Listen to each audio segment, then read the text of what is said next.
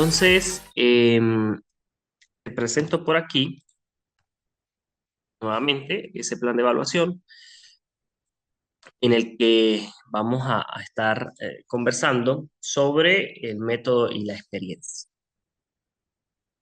Em, entonces, en esta unidad 3 denominada método y experiencia, pues nosotros tener una concepción de qué es eso del método y la experiencia, o cómo se relaciona un método con la experiencia. Todo desde la visión de Descartes, porque pues es ese padre dentro del análisis cartesiano. Entonces, si leemos textualmente, aparece que es una serie de reglas ciertas y fáciles. Aquí viene el principio de lo que hablábamos en las clases anteriores, de que es algo cierto de acuerdo a este principio y que además de que sea cierto, pues tiene que ser fácil. Observe exactamente, no tome nunca a algo falso por verdadero. Es decir, aquí también pues se aplica esa eliminación de la duda. No debe existir ninguna duda. Y sin gasto alguno de esfuerzo mental, sino por incrementar su conocimiento paso a paso. Pueda llegar a una verdadera comprensión de todas aquellas cosas que no sobrepasan su capacidad. Entonces, fíjense que desde este proceso, totalmente reglas que nosotros deberíamos colocar para resolver algún problema, pero estas reglas tienen que ser primero ciertas, segundo fáciles, y ese facilismo dentro del concepto, pues tiene que tratar de eliminar cualquier esfuerzo mental que pueda hacer la persona y que tampoco sobrepase su capacidad. Esto se relaciona entonces con criterios de complejidad, porque efectivamente vemos que entonces el método y la experiencia tienden a ser muy complejos, porque para poder llegar a la certeza y a la eliminación de cualquier es un mundo complejo dentro del método de la experiencia, de acuerdo a Descartes, para la resolución de cualquier problema. Ese es el aspecto filosófico. Ahora, ¿a qué se aplica este método? Pues debería aplicarse, lógicamente, al modo de funcionar de la razón. Cuando nosotros queremos demostrar la razón o las diferentes razones, aplicando el método y la experiencia, sobre todo en la parte de investigación, pues tenemos que aplicar el método de Descartes. O pudiésemos decir, bueno, explica que la demostración nos permite tratar de cerrar cualquier otra óptica, ¿no? Ya sea desde un proceso abstracto o muy concreto, pero es importante entonces aplicar la razón dentro de este logicismo. Y eso es lo que nos va a permitir a nosotros el método. Luego, ¿cuál es el modo de conocer la razón? Entonces, dentro de este modo de conocer la razón, tenemos dos elementos que se llaman constructos, dentro de la intuición y la deducción como los dos únicos modos de es el principio fundamental del que ustedes van a aplicar para una tesis doctoral o para el aspecto doctoral. Primero, la intuición es la que nos permite llegar a la explicación de un problema, porque tú vas a decir, bueno, yo tengo un problema, tengo una posible dificultad, en la que considero que debo hacer una propuesta de un modelo, una teoría, un axioma,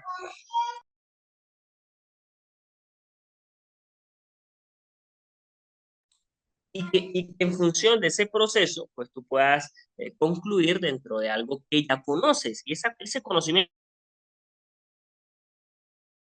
te termina siendo intuitivo, porque te va a permitir ya entonces de percibir ciertos elementos que a lo mejor otras personas no lo ven, y que por supuesto esa intuición es muy intrínseca, porque la intuición que te pueda generar a ti, a lo mejor no la genera otra persona que tenga ciertas características o perfiles académicos similares, pero cada individuo genera un proceso intuitivo muy particular.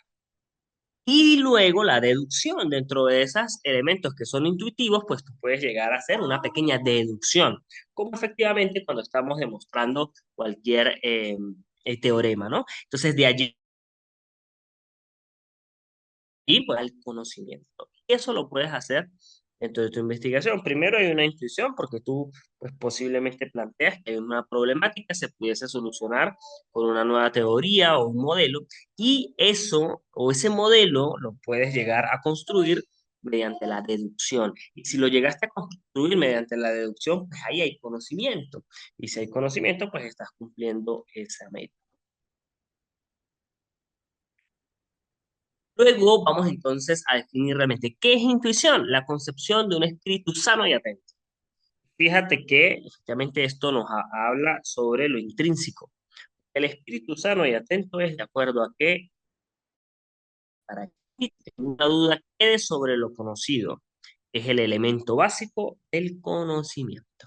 Entonces, a esas personas que tienden a ser muy intuitivas, de acuerdo a esto, pues se les va a facilitar mucho más adquirir cualquier conocimiento y no solo adquirirlo, sino diseñarlo y mostrarlo a ese mismo entorno. Ahora, una idea intuitiva, entonces nos hacemos una pregunta, ¿no? Y la pregunta es, ¿un triángulo? Entonces, de ahí que la intuición nos lleve de una manera inevitable a la deducción. Entonces, apoyadas en la memoria. Y por supuesto, la intuición pues no es única y por eso hay una serie sucesiva de intuiciones que nos van a permitir a nosotros conceptualizar, diagramar, mostrar, modelar, ¿no? Cualquier proceso. Porque hasta una persona que a lo mejor no conozca un triángulo, pues puede tener un conocimiento o indicar algunos elementos de lo que se viene a su mente cuando escucha esa palabra. Y de una u otra manera pudiese decir, bueno, si dice triángulo, se le viene el número sin tener, pero ya empieza entonces cierta duda que le va a permitir seguir indagando, indagando para llegar a un proceso también de deducción y de esa manera pues conseguir un concepto. Los conceptos cuando vienen a ser también dentro de este proceso intuitivo pues tienen que validarse, por supuesto, para que se elimine cualquier pues sesgo dentro de esa visión y de esa manera estar claros en que sí va a poderse poner en práctica. Veamos entonces aquí. Eh, sí, deducción. Vamos ahora con deducción. En una operación por la cual comprendemos todas las cosas que son consecuencia necesaria de otras conocidas por nosotros con todas. Esto tiende a ser de una manera mucho más sencilla porque requiere simplemente un proceso mental dentro de lo normal, dentro de ese campo estadístico de normalidad, porque ahí es donde nosotros podríamos decir, bueno, de acuerdo a ciertos parámetros de lo que yo conozco, lo que yo he percibido, puedo llegar a concluir este modelo, o puedo llegar a concluir esta acción. Y eso es deducción.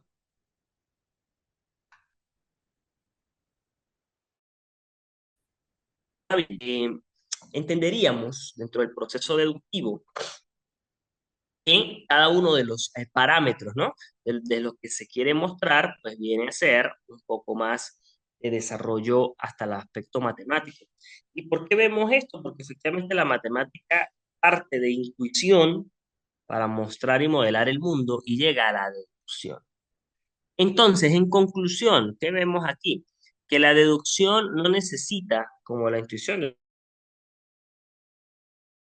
una evidencias que puede llegar a requerir la deducción están ya en la mente, están en la memoria, nos apoyamos de allí. Por lo tanto, podemos llegar a deducir N cantidad de propósitos, N cantidad de conceptos, N cantidad de modelos. Esto siempre y cuando nosotros pues manejemos la memorización. Segundo, la intuición nos ofrece el conocimiento de los principios y la deducción, el de las consecuencias lejanas, a las que no se puede llegar de otro modo. Entonces,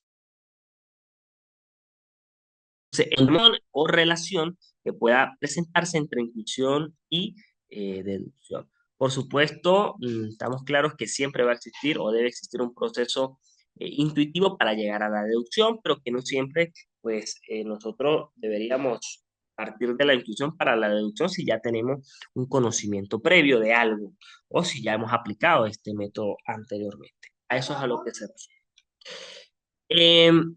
Veamos unos otros ejemplos que tenemos por aquí dentro de todo el proceso de investigación doctoral dentro de su ámbito, ¿no? Y es algo que yo te recomiendo que manejes muy bien dentro de este estudio, porque sí o sí tu trabajo doctoral, que es básicamente lo que vas a presentar al final, como requisito sine qua non para poder graduarte, pues va a estar fundamentado dentro de cualquiera de estos dos métodos. Y por eso debes escoger. En principio, pudieses ir al método deductivo, como veíamos, que es probar una teoría existente. Entonces, si ese es tu objetivo, es demostrarlo, probarlo o aplicarlo en algún otro campo, pues entonces de esa manera estás aplicando o debes aplicar el método deductivo. ¿Y por qué? Porque también vamos a ir de lo macro a lo micro. Desde esa teoría, que es lo macro, tú lo vas a llevar a la aplicación de la particularidad, que es lo micro, de una problemática específica. Y eso entonces es deductivo. ¿Qué etapas vas a aplicar o debes aplicar si utilizas el método deductivo? Primero, empezar con la teoría existente, es decir, conocerla de pies a cabeza, conocer y contrastar también si esa teoría tiene algún otro parámetro, es decir, si hay alguna otra teoría que trate de suplantar lo que te estás mostrando allí. Entonces, eso es importantísimo en este principio. Luego, formular una hipótesis basada en esa teoría existente. No podemos salirnos de allí. Tiene que estar siempre relacionada con una teoría existente. ¿Ok? Eso es sumamente importante. Luego, recoger datos para probar esas hipótesis. Aquí es algo que conocemos, porque vamos a utilizar instrumentos y técnicas de recolección de datos que nos permitan al final, pues entonces llegar a una conclusión de esa hipótesis y decir si aceptamos o rechazamos la hipótesis. Para luego analizar los resultados que nos permitan entonces probar y rechazar, ¿verdad? Eso es como la secuencialidad que tiene el método de... Y por último, las conclusiones del razonamiento deductivo solo pueden ser verdaderas si todas las premisas establecidas son verdaderas. Entonces aquí hay una continuidad, ¿ok? Porque si tú tienes todas esas premisas tienen que ser verdad dentro de esa lógica, porque de lo contrario, con que al menos una sea falsa, pues ya se cae ese razonamiento y pues ya no va a ser verdad. Pero ese razonamiento deductivo te va a indicar que realmente ahí pues no hay una realidad o no es cierto lo que tú estás planteando o esperando. Eso dentro del proceso. ¿Ok? Am, ahora vámonos con el método inductivo. Ya aquí lo que tú pretenderías hacer es el desarrollo de la teoría. Entonces aquí vamos de lo micro a lo macro, porque tú tienes que empezar a recoger elementos muy pequeños que te permitan modelar el comportamiento de lo macro o llegar a una conclusión muy general partiendo de elementos más pequeños, ¿no? O más específicos. Y eso es entonces ir como al contrario. Por eso es que también, pues, por supuesto, todas esas teorías han partido desde el método inductivo. Es lo primero que se ha ejecutado, pero no siempre es lo único que se va a llevar a cabo. Porque para poder llegar al deductivo, tuve que haber aplicado un inductivo. Si tú vas a probar una teoría existente, pues ya es el método inductivo, ¿ok? Ahora, si tú consideras que hay una nueva teoría, pues vamos a aplicar un método inductivo. Aquí las etapas son observación como elemento fundamental, donde también hay una recolección de datos, por supuesto, porque tú vas a utilizar instrumentos que vas a tener en anotaciones de lo que estás observando, porque esas anotaciones también permiten llegar a un análisis de reconocimiento de patrón o tratar de buscar un patrón, y es allí también un poco la dificultad, que vas a tener que entonces revisar y decir, que siempre se repite el número uno, o siempre se cae el sistema, o siempre la persona se comporta de X manera. Y eso pues nos va a permitir a nosotros tratar de conseguir un patrón para llevar a una teoría. Porque la teoría no es otra cosa que la propuesta que se hace de acuerdo a un comportamiento general de un entorno. Y ese comportamiento general de un entorno pues viene a ser un conjunto de patrones o un único patrón. Pudiese ser también uno solo o varios, pero es allí donde también está la capacidad del investigador de reconocer esos. Una conclusión extraída sobre la base de un método de razonamiento inductivo nunca puede probarse, pero se puede invalidar. Fíjate allí. Por eso es que luego aplicaríamos lo deductivo para tratar de probar esa teoría existente, ¿no? Porque en principio no se va a poder probar, pero sí se puede invalidar aplicando luego el método. ¿Y cómo? Pues llegando a la conclusión de que todas esas premisas, o al menos una, es falsa. ¿Ok? Ahora bien, vamos con estos casos Y la idea es indicar qué método consideras que, o qué método se considera aquí que se ha utilizado, ¿no? Dentro de cosas elementales de nuestra vida cotidiana, ¿no? Cada uno de estos métodos, solo que no sabemos. Y al conocerlo, podríamos entonces ya decir, ok, esto es mucho más interesante o lineal y cómo puedo también atacar esa problema. Veamos el caso número 1. Nos dice, las aerolíneas de bajo costo siempre tienen retrasos. Luego nos dice, si los pasajeros vuelan con una aerolínea de bajo costo, siempre experimentarán demoras. Tercero, se recopilan o de costo. Y por último, tenemos que se llegó a la conclusión de que 5 de cada 100 vuelos de aerolíneas de bajo costo no se retrasan. Es decir, que en este caso la hipótesis es rechazada, porque en principio se estaba planteando que las aerolíneas, la hipótesis es que las aerolíneas de bajo costo siempre van a tener retraso. Eso es una hipótesis en su momento. Y para llegar a probarla, pues se genera entonces una premisa que es que si los pasajeros vuelan con una aerolínea de bajo costo, pues siempre van a experimentar demoras. Hacemos la recopilación de datos, llegamos a una conclusión numérica y de allí pues nos damos cuenta que hay una hipótesis rechazada. Tenemos el caso número 2, en el cual vamos partiendo ahora de indicar que un vuelo de una aerolínea de bajo costo se retrasa, un vuelo, ¿ok? Luego, se retrasan otros 20 vuelos de aerolíneas de bajo costo y por último decimos que las aerolíneas de bajo costo siempre tienen retraso. Entonces, fíjense que esto está como hasta anidado para ver realmente la implicación, ¿no? En el caso 2 hemos llegado simplemente a determinar un patrón. ¿Y por qué vimos un patrón? Bueno, porque empezamos desde lo micro. Lo micro fue, después empezamos a recoger algunos datos, a observar, nos dimos cuenta de una u otra manera que 20 vuelos también se retrasaron, entonces vimos un patrón y de allí dijimos, las aerolíneas de bajo costo siempre tienen retraso. Mientras que en el caso 1 partíamos de esa teoría y de allí llegamos a probar una hipótesis que se rechazaba. ¿Y cómo se rechazaba? ¿Cómo se rechazaba? Simplemente porque dijimos, en este caso, fíjate que estamos partiendo, entonces de decir que a lo mejor en ese es muy diferente el contexto en el que se está aplicando en el caso número 1. Y por eso es que cuando hacemos esa investigación a nivel doctoral es importantísimo nosotros segmentar geográficamente.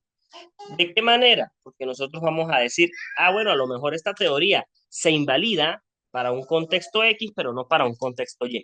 ¿Ok? Eso es lo que, por ejemplo, nosotros podríamos conseguir, ¿no? Dentro de los parámetros, dentro de las conclusiones. Y también por eso dentro de tu investigación, al modelar o al teorizar, tienes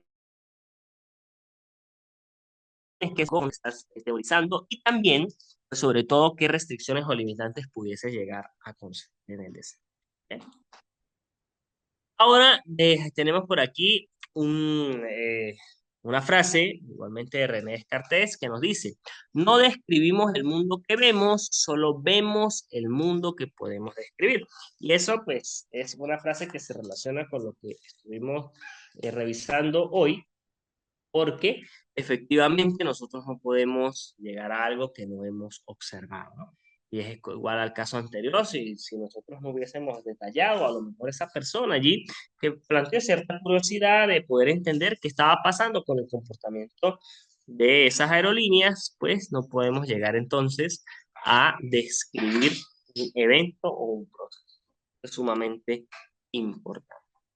Entonces, bueno, ¿qué es lo que necesitamos aquí? Tú vas a vincular este proceso del método y la experiencia, que son dos cosas que van de la mano, pero en principio, por supuesto, se desagregan, se tienen una asociación muy diferente, porque una cosa es aplicar el método en principio y luego llevar a cabo cierta experiencia para ese método. ¿Ok? Igualmente, cualquier duda que llegues a tener, pues me puedes contactar, escribir y yo le apoyo en ese desarrollo de la inquietud.